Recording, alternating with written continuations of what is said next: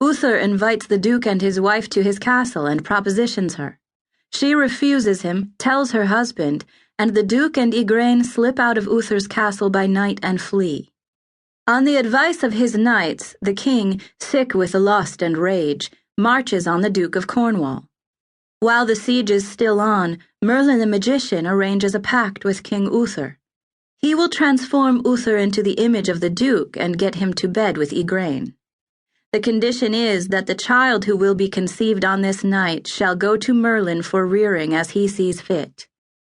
The child is conceived hours after the real Duke's death, and King Uther later marries the widow.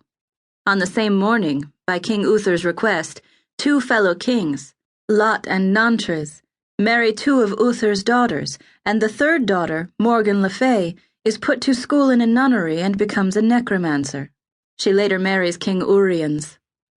The child is born and delivered unchristened to Merlin. 2 years pass. In this time, Uther's enemies strike at him repeatedly, killing many of his people.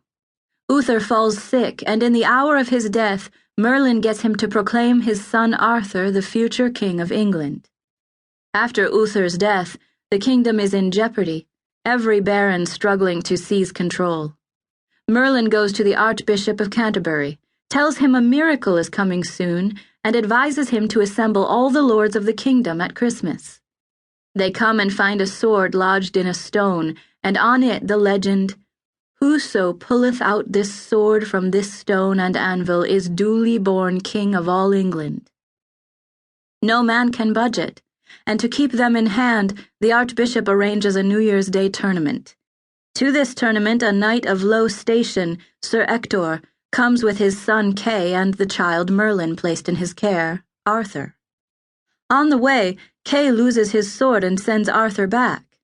Arthur brings the sword from the stone.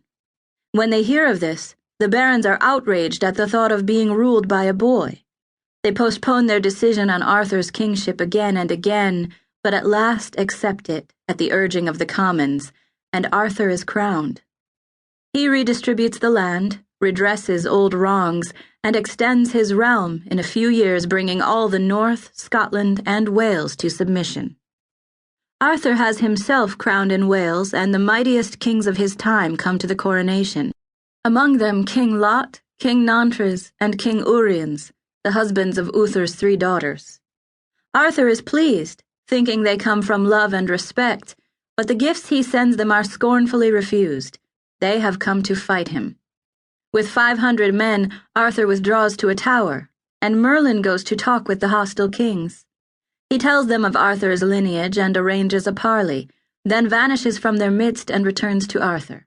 He tells Arthur to answer his enemies boldly, for destiny is on his side. The parley fails, war begins, and with the help of his magical sword Excalibur, gleaming in his enemies' eyes like 20 torches, Arthur routs his enemies.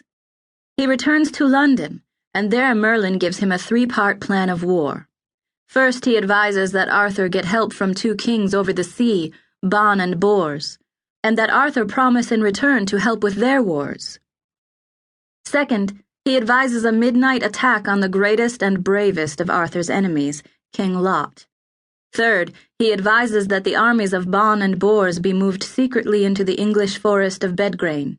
This Merlin himself accomplishes.